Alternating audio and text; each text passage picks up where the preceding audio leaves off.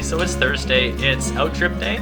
We've spent the morning talking about how to pack, talking about the packing pyramid and what we're going to need for group stuff. We made some tinfoil dinners, delicious food.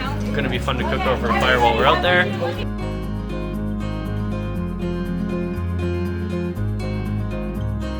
I got a bunch of protein snacks ready to go, and we're just having a quick group huddle about what we're going to have for breakfast. We're ready to head out. Awesome. Time to go. Got that smile upon my face, 'cause there's excitement in the chase. This I know. Yeah, I'm going for the ride and find myself I am alive, and I soar.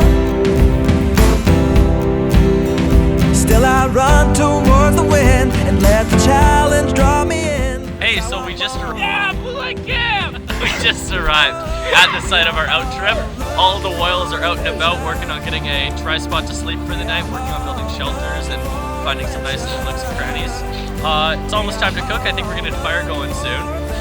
Yeah, so we're gonna make some dinner soon, which we pre-prepared earlier today. We're making some TFDs, so tinfoil dinners full of steak, onions, carrots, potatoes.